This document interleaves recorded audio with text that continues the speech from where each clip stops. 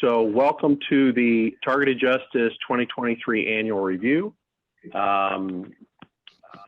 We'd like to welcome our advisory board members that were able to attend. And I just want to give a brief introduction, and then I'm going to defer to our first speaker, which is attorney Anna Toledo. So we've had a good year with Targeted Justice. A lot of things going on this year, and we're going to try to cover that through 5 different speakers. And we'll be posting this later for review and comment. So that's the plan. So welcome to the Targeted Justice Annual Review. And let me defer to our first speaker, our attorney, Anna Toledo. Well, thank you all. And we have had a very important year.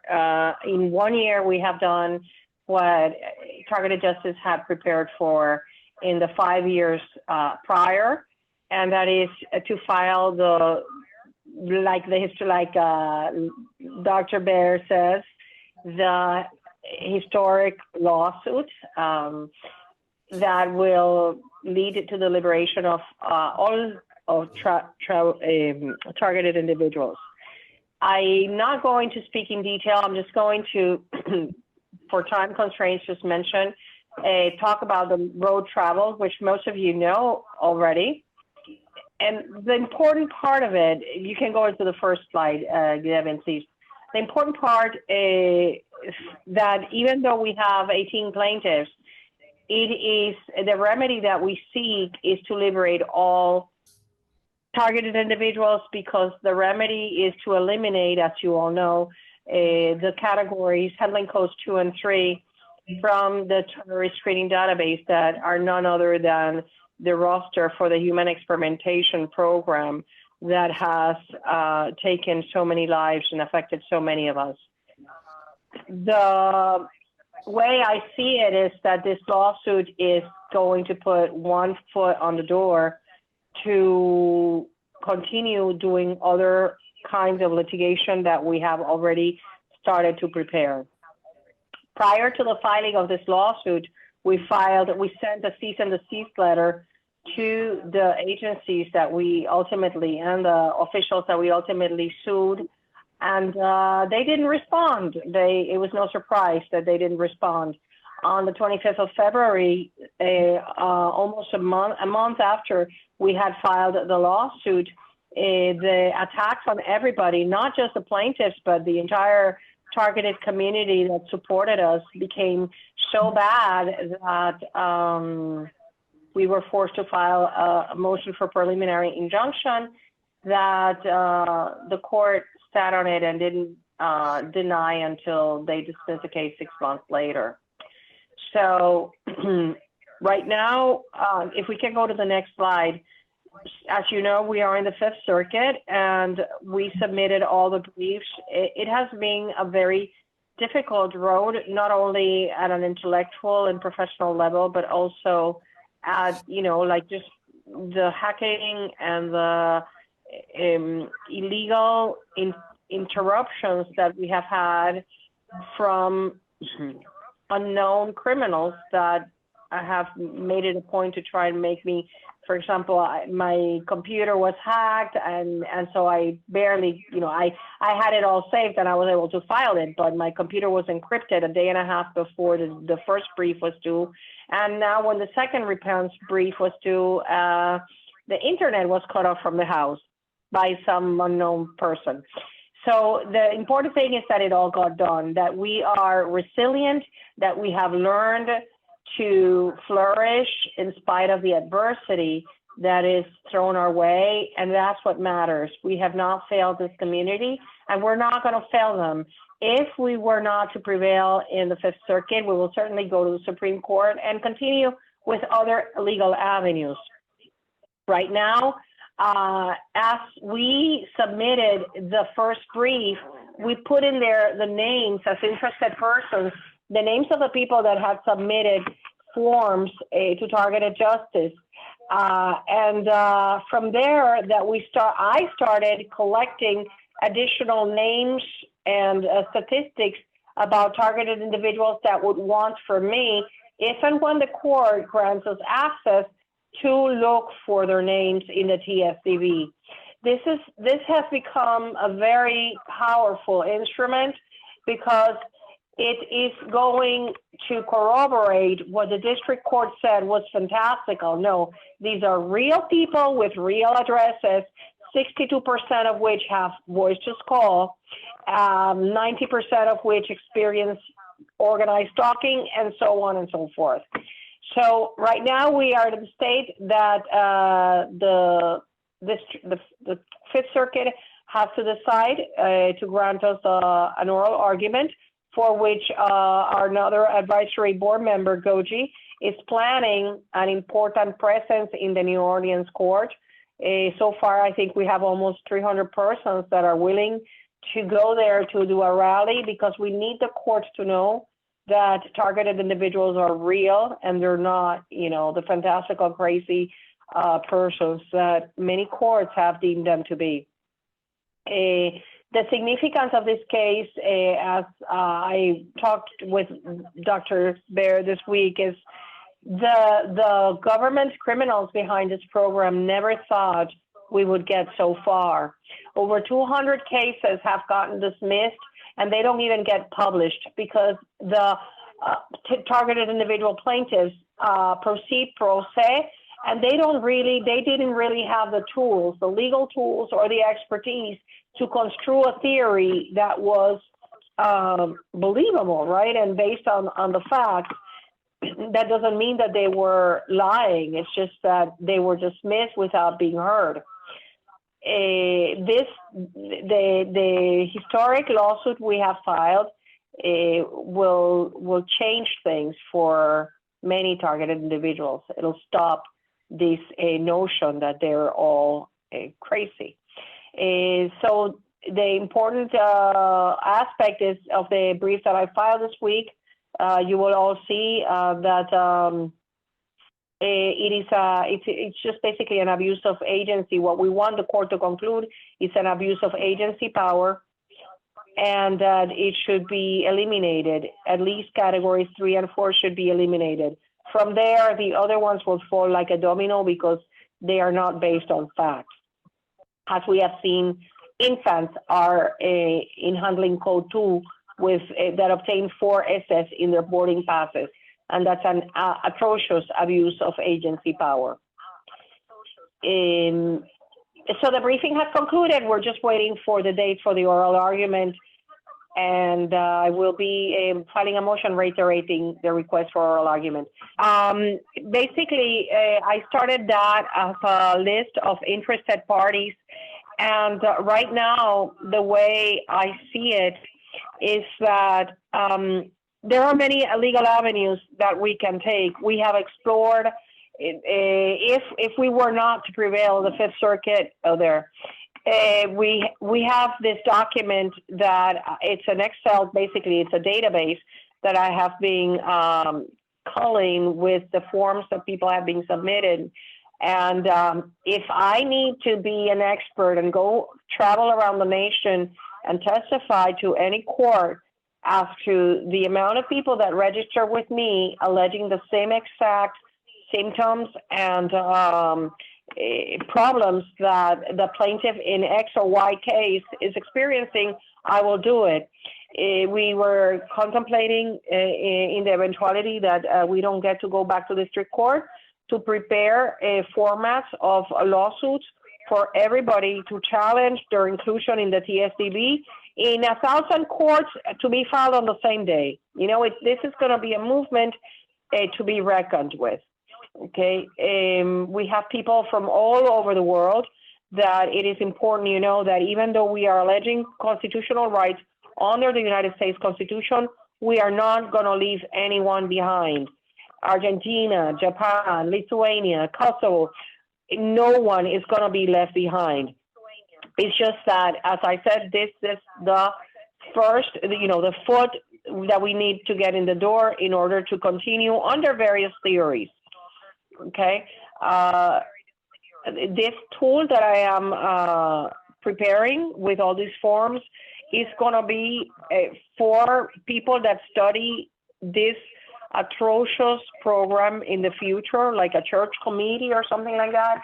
It's going to be a very valuable resource to begin the uncovering of this atrocious chapter in the history of the United States and the world.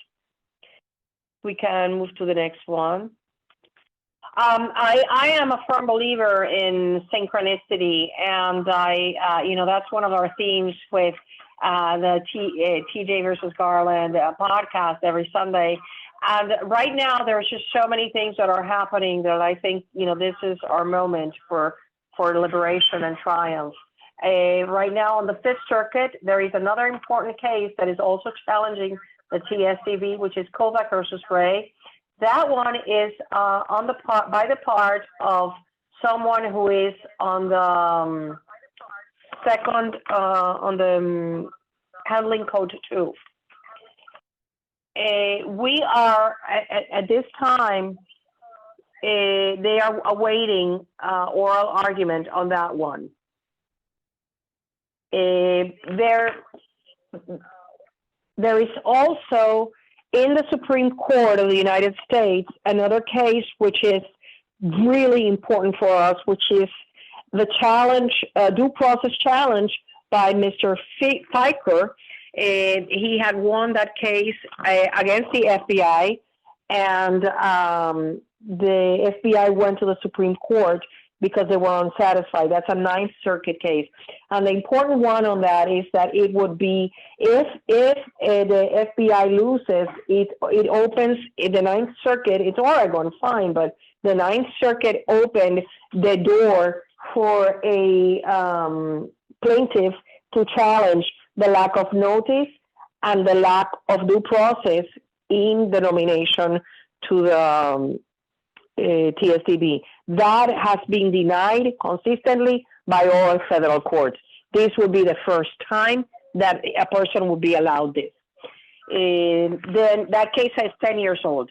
It has gone to the circuit twice. Pending in the Supreme Court is that Fiker one that I mentioned.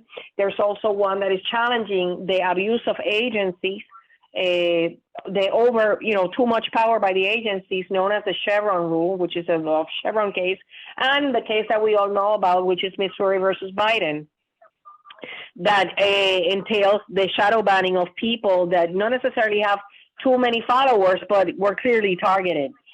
In the news, we have been seeing how babies, infants, have been placed on the quiet skies, which is nothing but a derivation. It's derived from the TSDB, and people like James O'Keefe, veterans, J6ers, have been illegally placed on the TSDB. So more of the public is getting outraged.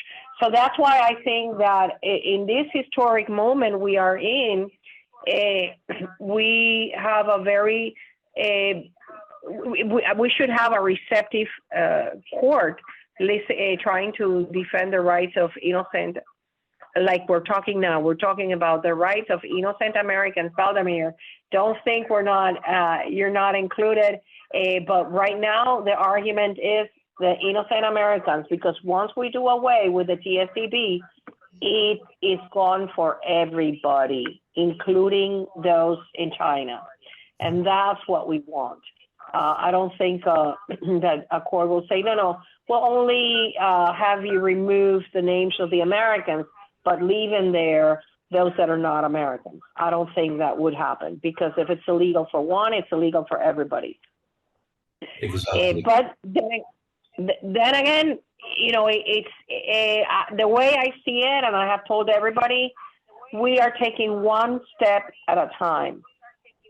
It is important, the conference that Dr. Anna proposed to carry out in the beginning of next year, to shed light on, by serious people, on this modern day Holocaust. Because it's not just, they can no longer say it's crazy people, it's, people that are not educated, that people don't know that what they're talking about. this is documented, and as I've always said, the most important part is that our case is based on admissions by the government players, and that they put innocent people on this list. So can you, I think, do you have my next slide? Thank you. Currently, we're working on a lot of FOIA requests that will become lawsuits because, as we know, the FBI is not going to reply to them. One of them, for example, is one appeal I'm working on. I requested the names of the deceased people from handling codes 3 and 4 from the TSDB, and that will corroborate that a lot of TIs should be there. But of course, they denied it. So I'm going to be working on that appeal and on that lawsuit. And there are many FOIA requests that have been sent, for example, asking for the Matt Taibbi files, which will probably demonstrate that a lot of targeted individuals were the people that were the object of the FBI field office at Twitter. We also have a cell tower initiative that is being carried out. Goji, she'll talk about it later, I guess. She has prepared a group of TIs that have been sending letters to the cell tower owners and operators because of the weaponized towers. It is our goal to de-weaponize the towers, because if the Shrevers Space Force doesn't have weapons, they cannot fire any. And 90%, pursuant to Richard Lighthouse estimates, 90% of the attacks, microwave attacks, come from cell towers, as well as the frequency generator that is installed in cell towers close to hospitals that automatically kills patients that are in a respirator. So we will seek injunctive relief to de-weaponize the towers and remove the Ericsson patented chip that creates the microwave beams on them, because that's not necessary for the transmission of voice and data. And as I mentioned a little while ago, if we were not to, I don't contemplate it, but things happen. If we were not to prevail, we are going to create an army of litigants and plaintiffs that will file their own lawsuits, identical lawsuits, and it just takes one courageous judge to bring down this illegal TSDB. So we are going to support, we're going to support TIs that are willing to give a fight and have the courage, because we are aware of the fact that many of them, their targeting and their attacks have substantially increased just by supporting targeted justice and our efforts to liberate everybody. So that's, if you have any questions, I'll be more than glad. I don't think I did another slide because I was limited, but, and I apologize for the mistakes I see out there, but I did it in such a rush that I didn't check it. I'm so sorry, and I apologize. We just got a new router that is not Wi-Fi, that it doesn't have Wi-Fi, and that's why we're having the problems we're having, because the government criminals want us to activate the Wi-Fi so they can get into it. I would like to, if anybody, I will have a Q&A at the end, I guess, but I wanted to introduce my beloved friend and podcast companion. Well, actually, I'm his podcast companion, Dr. Lender, that is next and online. Thank you, Anna. Thank you very much for your presentation. It was very informative. My name is Len Bayer. I have been serving on the board of Targeted Justice since July of this year. And before, I was an advisory board member. Anna is correct. I'm the host of the Targeted Justice v. Garland, a podcast which can be found on YouTube and Spotify. which I co-host with Anna Toledo. Unlike other podcasts, it is entirely dedicated to educating viewers about our historic legal case and all the caveats. We really get into the weeds because we want targeted individuals to speak freely and with confidence, to be educated, because an educated, targeted individuals is the one um, who is empowered, and we want our viewers to be empowered. And this is a podcast with a niche, because not there are a lot of podcasts that have targeted individuals as a guest, but we are specifically dedicated to our legal strategy, which is our utmost priority. Um, in the year of 2000, in this year, in 2023, so far we have recorded and produced 42 weekly episodes. And on top of that, with the help of Devin, who is our one of the most recent additions to the advisory board member, we create clips that we extract from our episode with very specific messages, and we regularly distribute it on social media in addition to our weekly Sunday podcasts. One of the achievements that I would like to share with you was my interview with Dr. Anna Mihalcher, who is on this call. He's our advisory board member, who literally came out on the podcast as a targeted individual. Dr. Mihalcher has excellent credentials, credibility, and extremely popular. Her Substack and her website is extremely popular, and that podcast was one of the most praised by our viewers, and Dr. Mihalch definitely added some much needed credibility to our mission.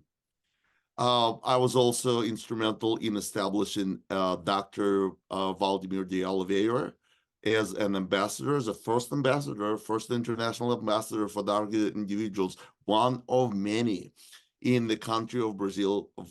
Dr. de Oliveira is also on this call, and I thank you for your active participation. You're working on translating the website into Portuguese, and also have had so far 2 podcasts, which is highly valuable for targeted individuals in the country of Brazil. Thank you very much for your participation. Next slide, please. I would like to share with you some of the statistics from the YouTube channel for the channel that carries Targeted Justice v. Garland podcast, a podcast about an extraordinary lawsuit. So as you can see, we grew our membership. The total subscribers is over 2,000. It's interesting that Anna Toledo said that we have about 1,700 people who registered to be the interested party in the lawsuit, and there's a little correlation. About 2,000 people.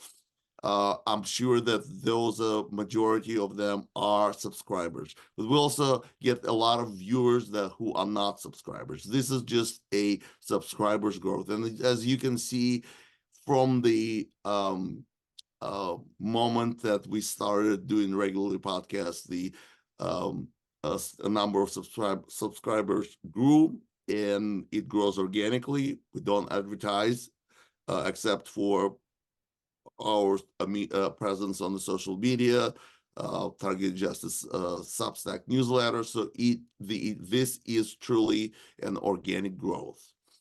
Below is the breakdown by the age of the viewers. As you can see, the 3 The age of our viewers is between 35 and 64 years is our predominant demographics. Next slide, please.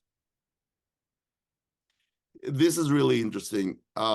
By far, United States has the highest viewers, and as a result, the higher number of hours viewed in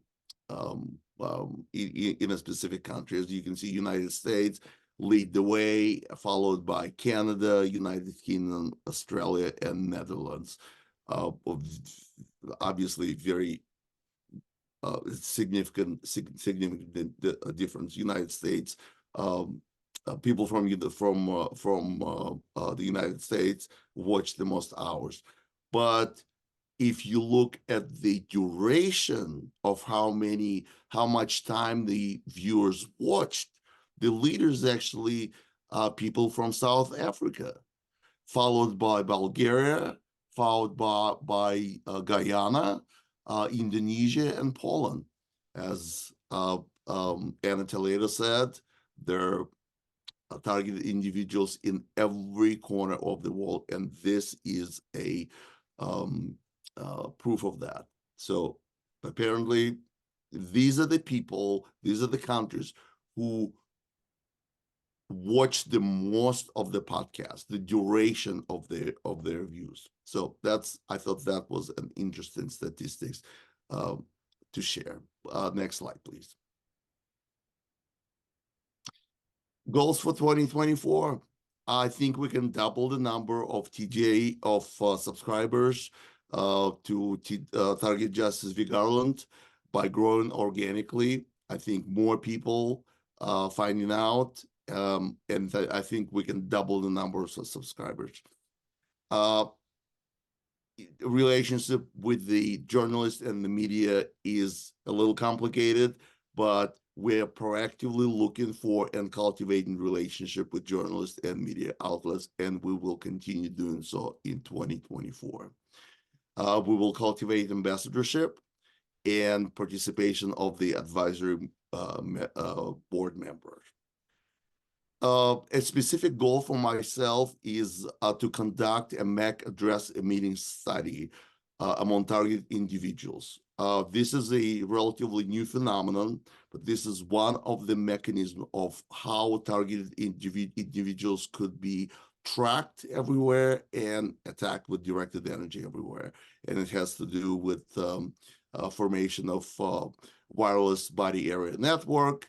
It's a little technical, but nevertheless, this is on my to-do list. We will have a gathering of a lot of target individuals when we're scheduled for oral arguments in Louisiana, and I will take this opportunity to conduct that study. We also, as Anna Toledo mentioned, we are planning a symposium on targeting, which is, I think, will be the first symposium of this caliber and the subject matter. This is a initiative of our advisory board member, Dr. Michalcher, and we welcome Dr. Michalcher's participation and being very proactive.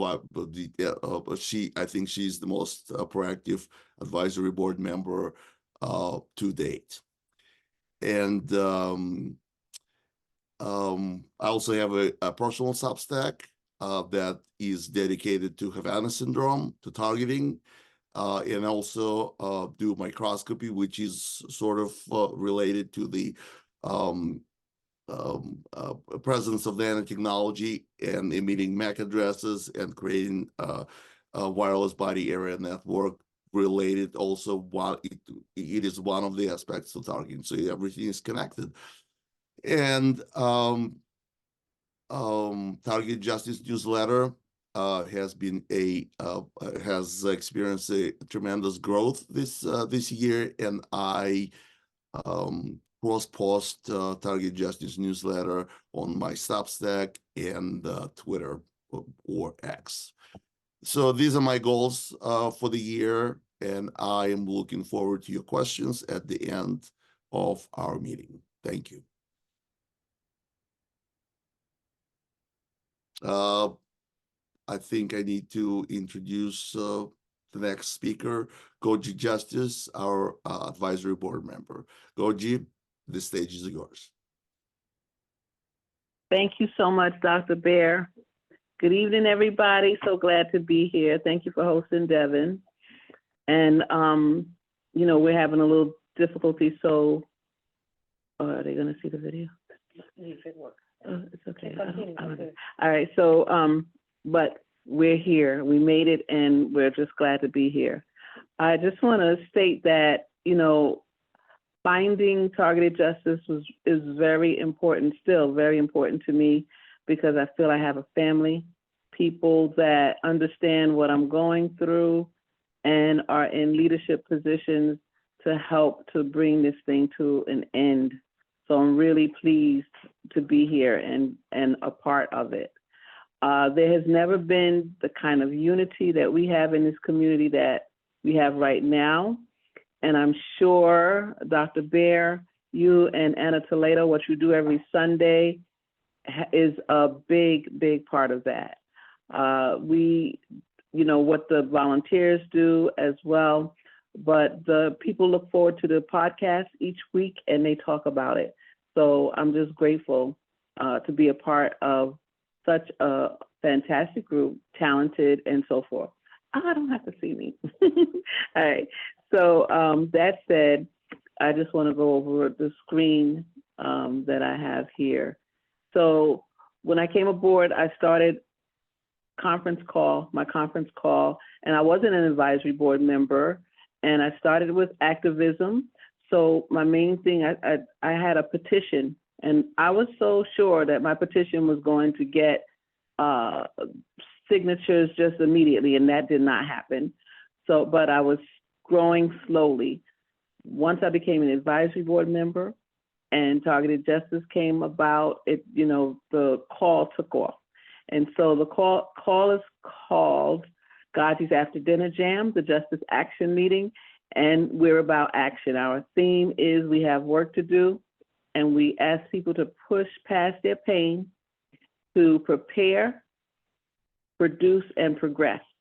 Because I found a lot of calls would sometimes just get there and commiserate, and people would talk, and it was very sad for me.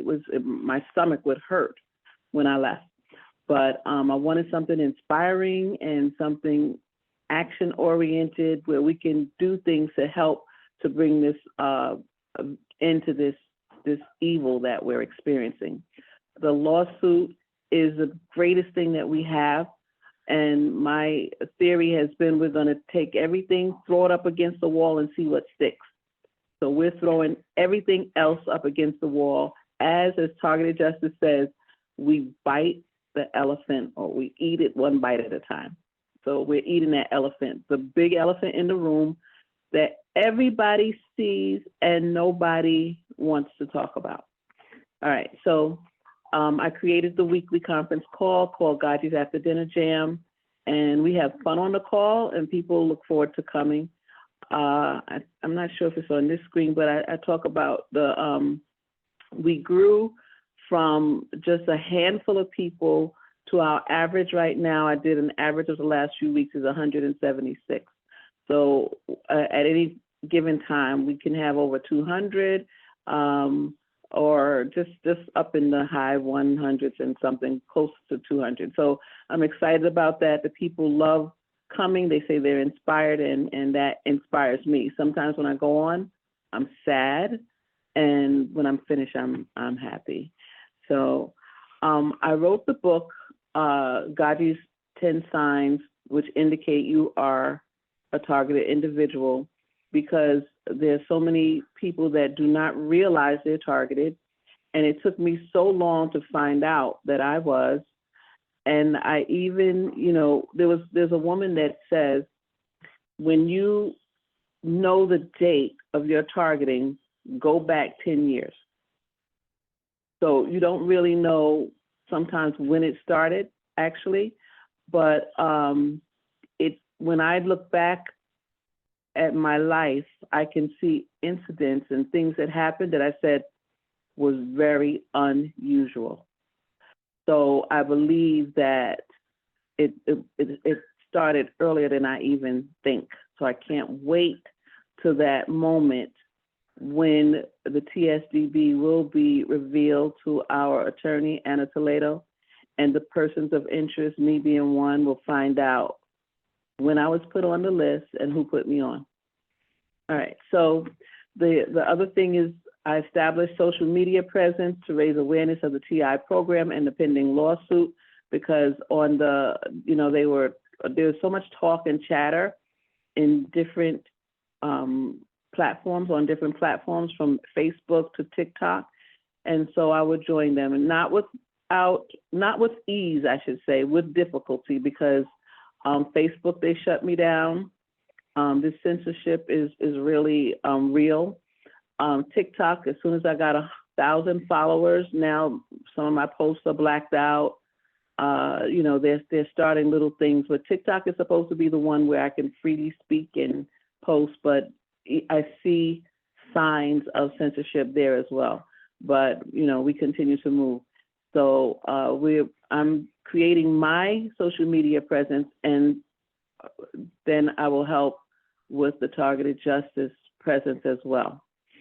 I'm also the targeted justice New York contact person, and that's being revamped. So I have been for 2023, and a volunteer. So as much as I can, I do the emails and help out wherever possible. My biggest thing right now is I'm trying to get many things off my plate so I can focus on the pending rally. All right, I've provided and still provide counseling and guidance to TIs in need. And it's a very emotional thing, and also you have to be very discerning, because, unfortunately, sometimes people are sent just to waste your time and just to put bad thoughts out there that this is never going to end and so forth. So you have to be very discerning and divide the truth from the falsehoods, and still be caring. I hosted the first TI World Day Talent Showcase, which was so much fun. And we had people that came forth and sang and played the ukulele and did different things, because TIs have talent. And, we try to create something that makes them feel normal, and keep that sense of normalcy while we deal with this evil. Next week, for example, we created Jam Voices, and that's our little chorus group. So that day we sang "We Are the World," and a few of us sang it like they did, like the professionals did. So we had fun with that. And so next week we're going to have a Christmas sing-along. We're going to do Christmas carols and sing along on the Jam. And we're available to go to different places and sing as well. So that's what we're looking for there. And I can do the next slide, please, Devin. The 2024 Jam goals. So the goals that I have for the conference call are to, one, raise awareness of the targeting program, the TSDB, and PJ versus Garland through expanding my presence on social media. So I want to continue to expand social media. I'm going to go live when I can. I stay away from Wi-Fi because of the reaction my body has to it, and I think you all know why I stay away from Wi-Fi. So I try to stay off grid as much as possible. But if I do that, I won't be able to keep up with this social media momentum. So I'm trying to make myself go on Wi-Fi more often now. So that's my goal. And I also plan to help TIs recognize the signs of targeting through promoting the book, which I have just changed to, also had it translated into Spanish. So the book is in English and Spanish now. And I just want, I talked to Anna a lot about this, how had we known, we wouldn't have gone through certain procedures, trusted certain friends, so the more people that we can let know ahead of time what's going on in their lives, the better. And so that's what I plan to do with the book. And I want to create and produce TI-related content. So, they call it content, but different the videos, and be a part of what we're doing with Targeted Justice. So we're working on doing a whole social media push, and we want to have all these 3-minute videos and all these videos and then promote them all over. And the goal really is to get it into mainstream media as opposed to just with our within our little network. And it's not a little network, as you know, there's 300, 400,000 of us. To create and promote TI awareness and bonding through PSAs for charitable donations. It's hard to get people to donate to our cause because of they can be threatened and so forth, but if we develop PSAs, we're hoping that we can get some people, particularly people that are targeted as well and they're in position to help. If we can get them to help us, then that's what we would like to do. All right, and I want to increase my personal volunteerism with Targeted Justice. I spend a lot of time with the JAM. I want to spend more time with the organization and helping in whatever way I can. So I work with the emails periodically. I'm coordinating the rally, and I just want to continue to grow and volunteer with the organization because it's one that stands for humanity and animals, and that's what I stand for.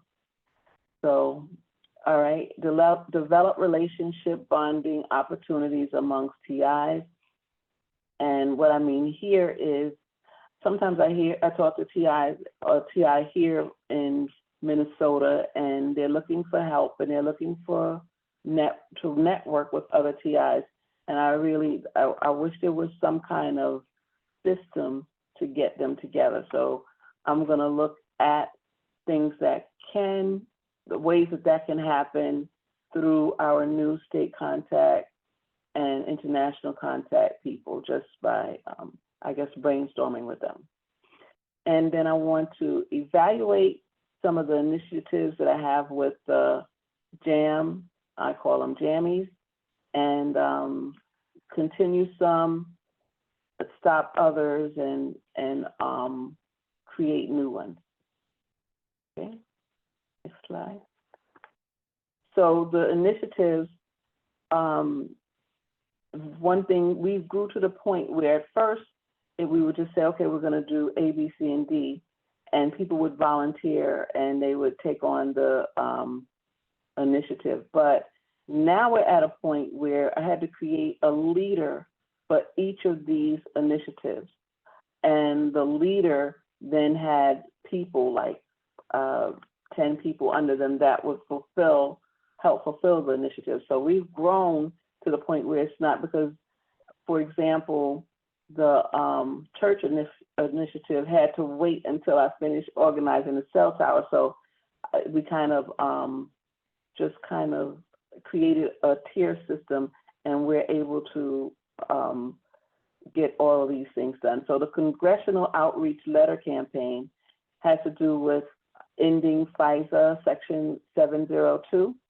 And we have a petition that we're reaching 1,500 signatures now. And the petition is attached to a letter that we sent to all of the Congress. So we're sending it to the senators and the House of Representatives. And that congressional outreach, of course, is to end FISA Section 702, which we believe is what is used against us. This is how they flash a badge and get our phone records and other kind of, surveillance and all kinds of discussing things that they do illegally to us. So that letter is being sent to the senators and to the House of Representatives, and we're following up with phone calls.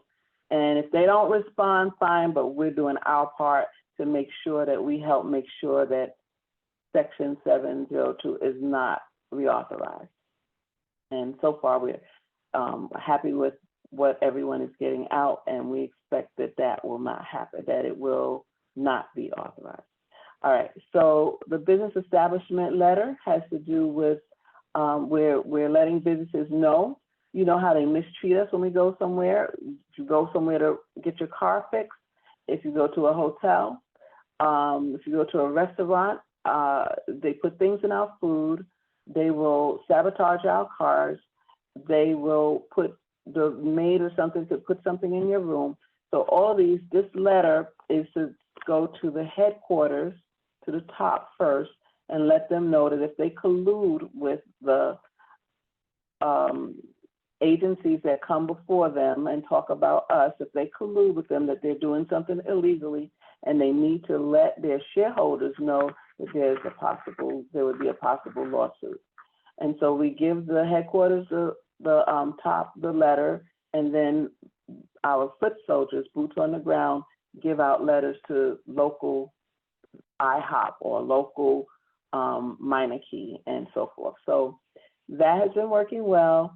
We also are a part of the cell tower de-weaponization initiative, and we're very excited about that. I have about 20 people who showed intrinsic interest in the cell tower initiative.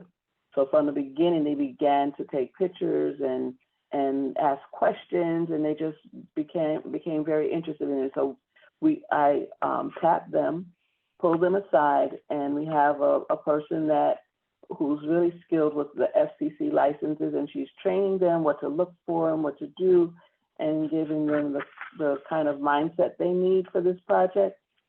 And then Richard Lighthouse is going to take them through, we're creating a checklist so that they will have everything they need for the cell towers in their area. And we're expecting to really be able to de-weaponize the cell towers, which will be another chunk of the elephant, which will be something big that we throw against the wall to end this program against us, because without the cell towers, where would the program be? Yeah. All right, so the petition I spoke about, the PET initiative, we just today sent a letter to PETA. I'm not sure if you all are familiar with what happened with the ferrets, but PETA found out that the military was doing a study, an experiment on the brain of the ferrets and trying to model Havana syndrome. Well, what do you know? So they were using direct energy weapons on the ferrets, and PETA told the military to stop. And what happened? They did. So we have written them a letter, and we sent them some of the videos and pictures of our pets, just a few, and we told them that we have so many more available, and told them that they're doing the same thing to us, although we know that they're not concerned about humans, or that's not their mission, but that the pets of our pets are being assaulted, and that TI sit helplessly by and watch their pets be assaulted in this evil experiment, similar to that of the ferret. So we're hoping that PETA will, and the other animal advocates will take up the charge and work with us to bring that to an end. So if we can't get our, while we wait to get ourselves free, perhaps our pets can be free. And then we do affidavits, because we do everything. We've encouraged our members to journal, to create affidavits, to send in FOIA requests, to appeal the FOIA requests, and to do everything in preparation and looking forward to the victory that we expect to happen. the quarterly, my idea is to have quarterly fundraising drives. I was at one of the volunteer meetings and we were talking about fundraising, and we're doing fundraising for the month of December, which I've mentioned to the ones that come to my conference call. But if we can do quarterly fundraising drives where we maybe 2 or 3 people are in charge of the first one for the first quarter, and a few of us are in charge of the second one, and so forth. That's just an idea to improve the money that comes into the organization.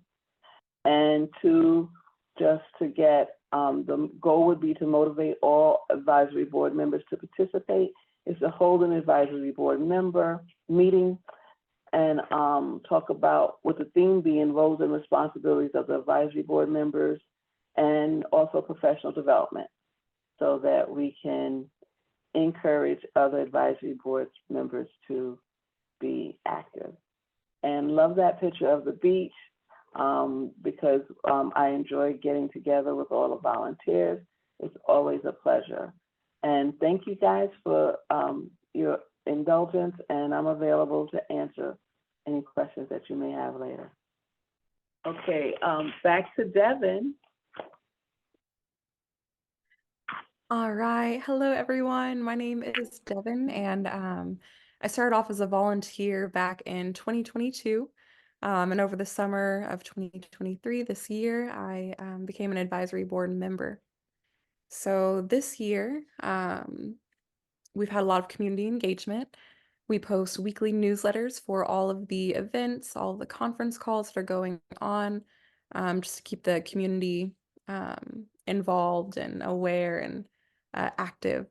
We've also launched new support calls for the community. We have Victory Through V2K, which is led by one of the other targeted justice volunteers, Melody. And then I run a support group on Thursdays. And my support groups, the intention is to shift our mindsets from victims to that of thrivers and survivors, so that we can feel empowered and take action in the program to end it all. Another support call that we've gotten started is a support call in Australia. We've also updated and maintained the state contact list, and we started dispersing this list throughout various TI organizations. And we've started monthly meetings for all the people, all the state contacts, for them to come and get informed, to better be able to serve the people coming and contacting them for support. Another thing we have done this year, we've started a media team. And in the beginning, we were contacting journalists and news outlets. Now we're focused more so on media content to share on social media. And we're taking the TJ V. Garland podcast and making little clips and sharing it on YouTube and Twitter and TikTok, just to spread awareness to the general public about all the things going on. Another thing we started this year is our Etsy store. We launched our store in August, and right now we have over 175 sales and over 40 designs available on over 100 different products. I really love our Etsy store. I love it because I feel that the things we have in our store, it's another form of activism. We have signs you can put in front of your yard, flags, bags, pins, magnets, posters, stickers. I feel like it's a good way to get a conversation started with a complete stranger, or maybe with your family. We also hosted our first TI World Day this year. I put 500 participants in here. I think we actually had 300 to 400 people come. But at our TI World Day, we had raffle prizes, we had skits, and we made a TI awareness video, and it was so much fun to do that. And I'm looking forward to next year's Awareness World Day. We have started Targeted Justice International, and for Australia, we do have those weekly conference calls I mentioned earlier. Another thing we have going is the Craig LaForest podcast. And then it's in the process, but we're getting the Targeted Justice website translated into Japanese. Our social media presence has blossomed. For Twitter, we've increased our followers by over 1,000 since June, and then we're now active on Facebook and TikTok. Goals for 2024, we would like to promote unity within different organizations and even within the community, collaboration and communication, joint events, anything we can do to strengthen ties and build a stronger relationship with everyone. Increased donations, more fundraising campaigns, explore partnerships or sponsors for financial goals, community building, develop and execute community building activities and events. I forgot to mention earlier, but we started doing movie nights too, and a lot of people have fun coming and watching a movie with other TIs and talking through the chat and making jokes. It's a very fun, but I would love to have more of these community building for us all to do. And then, of course, legal victory and precedent. Strategically work towards winning the ongoing lawsuit and use the victory to set a positive precedent for future cases in the community. And with that, I would like to introduce Richard Lighthouse. Hi, good evening. Thank you for that introduction, Devin. So I'm gonna quickly go through a couple of key points, and then we'll try to wrap it up. And we'll be available for questions. And the way this format's going to work is we're going to be posting this on Rumble and YouTube and a few other websites, and we'll try to respond and answer to the comments when we have a larger audience. So that's kind of the plan here. If I can, just from a high level, go through some of our accomplishments this year. I'm very proud of our volunteer team, certainly at Targeted Justice. Thanks to Anna, we have filed what is very probably the most important lawsuit in TI history, and we've unified the TI community around the lawsuit. I can't express how grateful and hopeful so many of our members have stated that this lawsuit is meant to them. And I think it goes a long way to say the work that our attorney, Anna, has put into this is truly phenomenal.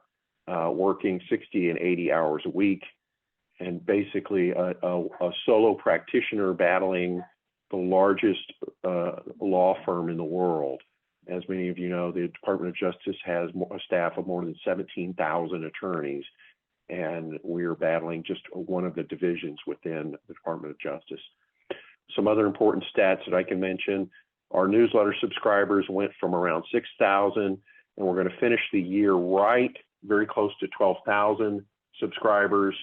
And very importantly, the majority of our readers are oddly not subscribers.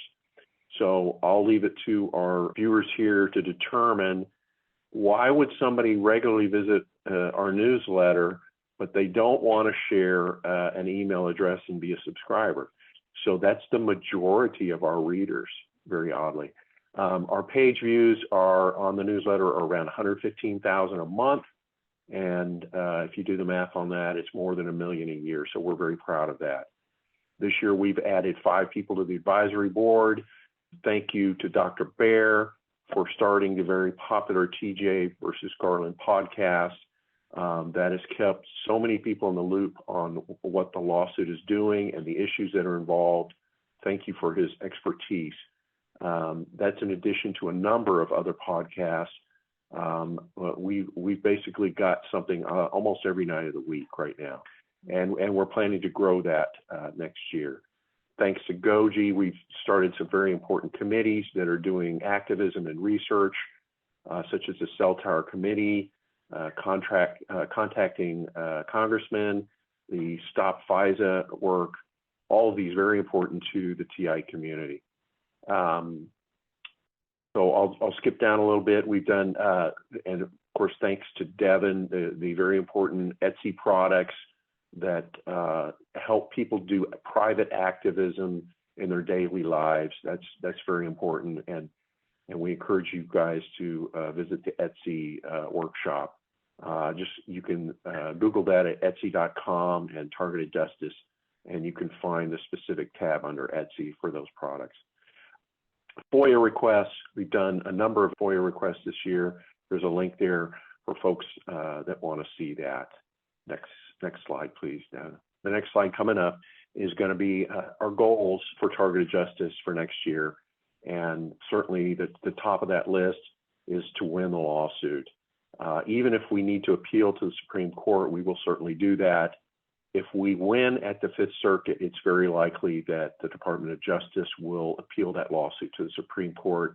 So the odds are that one side or the other will appeal to the Supreme Court during next year. So we're not shy about that. We intend to pursue it aggressively.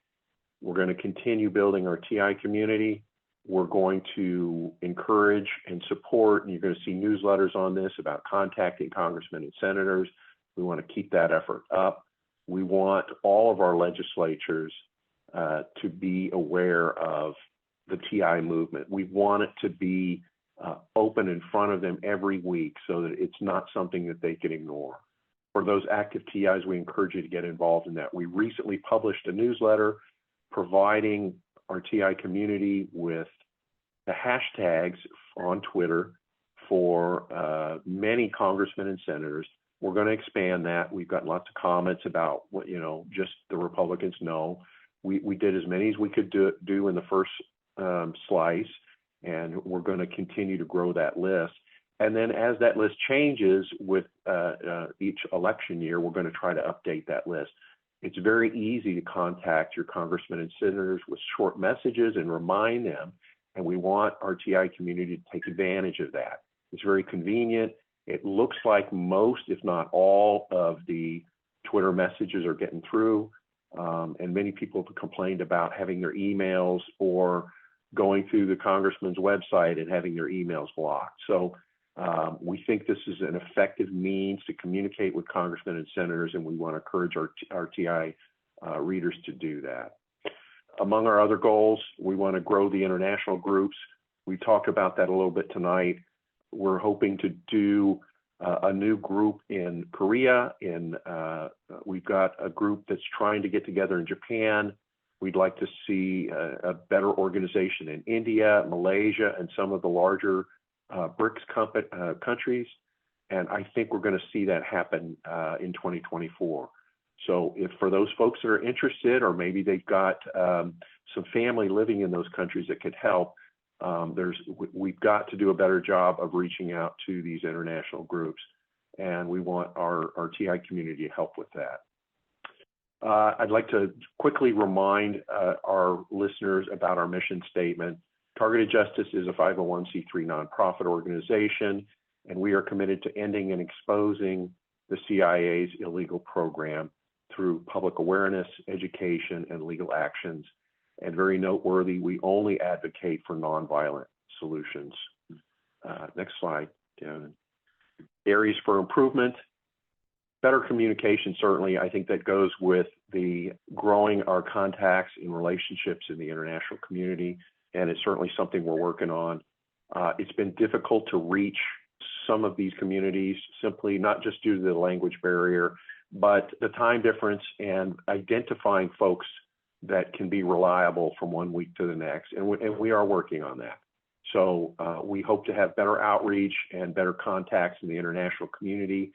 I encourage those folks that are listening in international countries, look to the contacts list that we're developing for international communities. Tranquility at tievents.org is going to be a good source for that information, and we're going to keep you posted and apprised of that.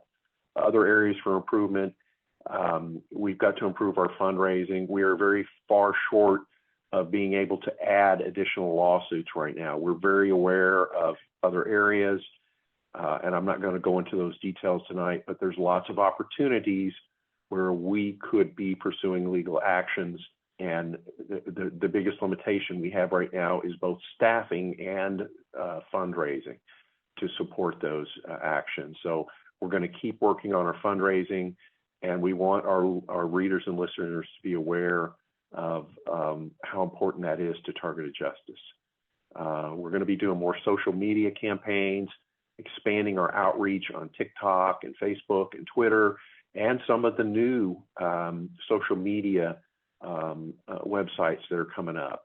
So we want to grow with these opportunities, and we want to put folks, we're going to be posting newsletters early in the year where we have dedicated TI volunteers that post on these various websites. So look for that to happen. And lastly, but not leastly, we need more volunteers. We need volunteers that are reliable, that can get through tough times and help us organize on a weekly basis. I can't overstate how important that is. We've struggled a little bit with the turnover in the 5 years since we founded Targeted Justice, and we'd like to get greater stability on that. Thank you so much. So I'm Dr. Anna Maria Mihalta, and I have been researching the nanotechnology in the blood as well as in the shot, and really looking at the correlation to the historical aspect that really the targeted individuals were the testing grounds for, because the chemical composition of the microchips that were found, for example, in 2006 and 2007 by toxicologist Dr. Hildy Staninger, is exactly the same chemistry that we're seeing now in the self-assembling nanotechnology. So I believe that the revelation of the self-assembling nanotechnology in the C19 bioweapons, as well as the polymers from geoengineering, and then the entire historical evidence regarding the TI issues is going to become very prominent coming in the future, because there's some definite correlation. And the fact that particular CIA whistleblowers like Robert Duncan, who've discussed that the entire world population is really monitored, according to their brainwaves, and then certain individuals are being attacked.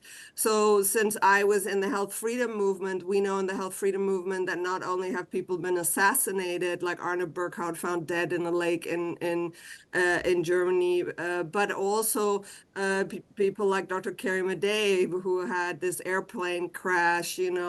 I had threats to my life and I was almost killed. Karen Kingston has been attacked and she came out that she was targeted. So I believe that there's a tremendous amount of people who are threatened because of their speaking out. We're maybe not on a day-to-day basis being tortured, but certainly our life has been endangered. And I think that these people also could be at a point of speaking out. We know Senator Ron Johnson has been targeted. We know that in my clinical practice, I see a lot of targeted individuals, and I see highly, highly intelligent people and high-level jobs who maybe even had top secret security clearance or have been university professors and are being tortured. They're not necessarily involved with targeted justice, but I think that as more of us are bringing awareness to it. And so I think that the symposium is going to be a wonderful way to do that. Hopefully we're going to be able to invite people to speak out. I think sometimes the targeting is so severe they cannot even, make social contact. But at least I think that there are a lot of open doors, because this targeting program is really the key to what is going on globally now. So I just wanted to say that, and I look forward to, in the new year, planning the symposium and bringing light to this. I will be sharing this video as well. And I do think that the technology part of it, and then showing the correlation, is going to be an important aspect to lend credibility to this as well, because literally what's been injected in 2/3 of the known world now is very similar in terms of how it functions and as what the targeted population is experiencing. So thanks so much, and I appreciate the opportunity to be an advisory board member.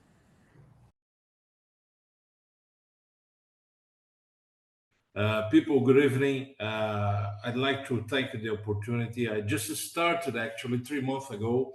Lambert and Anna and Richard, they chose me to be the ambassador for Brazil. It's a huge opportunity to help the target justice here, spreading the word. And actually, I have been having a lot of good contacts and Some of them a little bit weird because a lot of contacts try to advise me on how to do things, on how to implement certain narratives. So we have to be a little bit skeptical about that.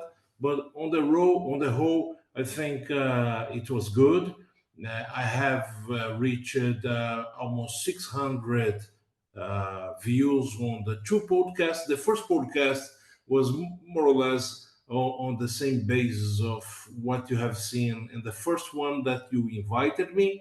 And the second one was interesting because I told the Brazilians how the English police put me in the program. And I show with evidence. I think it's interesting for you to take a look at that. It's in Portuguese, Brazilian Portuguese, but you can use translation for that. So my plan for next year is to help improving the frequency of podcasts. I have been through hard time this last 2 months. My mother has been diagnosed with a disease, and I have my car crashed. I don't know. I'm driving for. I have been driving for 35 years. Never have my car crashed before, but this time destroyed my car.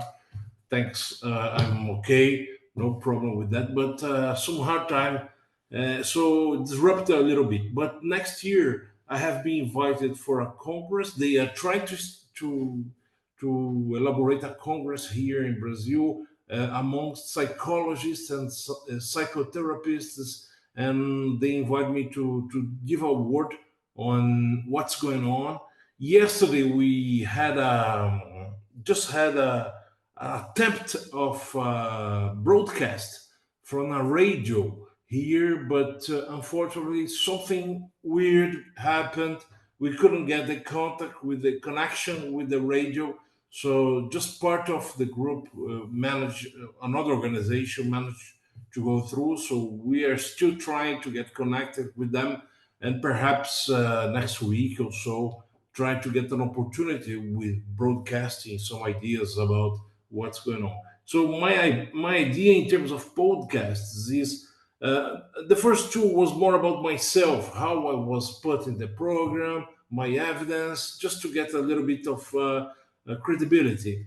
But now I think it's a good opportunity to show the legal case in US, what's going on. We are waiting a little bit for the oral arguments that Anna is going to be able to tell to the judge. And so I'm going to plan to do a podcast here showing that may help increase the viewers here. We also had this strange thing about having many viewers but not lots of subscribers. That's a weird thing. We don't know exactly what's going on, but that's something we have to work on. So, and also implementing some instructions to people to understand why they think that there is a lot of gang stalking going on. And I plan to help them to understand that much of what they think is gang stalking is actually just V2K, as Robert Duncan said, ventriloquism. So they don't know exactly how that works, in fact. So they think that is gang stalking, but a lot of them, and I have experienced that myself, because I know that that's purely ventriloquism, they stop, they decrease the intensity of stalking and the voices. So that's something that I plan to help the citizens here in Brazil to understand a little bit better. And as the year goes on, I will be inviting some people. That's the difficult bit. How to spot people who can really reliably say something about their experience. I have been contacted by people here who said that they have evidence of assassinations that took place because of someone knows a little bit who were behind of this kind of thing. So we have to be careful on how to go with that. But I think it's an opportunity next year to help these people. So that's it about me, and I really appreciate the work, the opportunity to work with you guys. It's a wonderful job, and despite all the problems we face, we always here to help. So hello everybody. My name is Jin Kang. Um, I am a fairly newly admitted attorney here in New Jersey. I was barred and fully licensed to practice law in 2022. You know, I've been targeted ever since 2015 of October, which corresponds to literally a month before I turned 21. And I still remember that feeling of just street mob, organized stalking, and just being sort of immobilized from like my first encounter of like street theater and all these weird phenomenons going on. And I'm only saying this now because it really is a blessing and to be part of a group like this, and it really is an honor to be nominated. I'm not really too sure how the results are going to be, but I'm very flattered. It's an absolute privilege to be here and share these kinds of discussions with such sophisticated people. And it is quite amazing how through my 9 years of experience of being a target, the level of progression our community had, it's exponential, to be quite honest, especially this past year with the filing of the lawsuit as well. Just so much traction and so much attention that's being, I guess, brought to us from just very, very good momentum, very good people, a lot of, yeah, we're expanding a lot. I spoke with Anna about possibly helping out with this lawsuit that we had, and it actually turned out we sort of thought that it would be better if I was just a named plaintiff, because I am very familiar how the trial court system works, or litigation in the court system works. So I was sort of introduced by Anna and Richard to be part of to be a plaintiff and have credibility to all the named plaintiffs to our lawsuit. So that's how it all started, with my connections with Richard and Anna. I'm going to do what I can to provide value to this community. I only have 1 year of legal experience. I am sort of aware how the court system works, litigation. I understand how that works. So maybe that's an avenue that I could provide input and value in.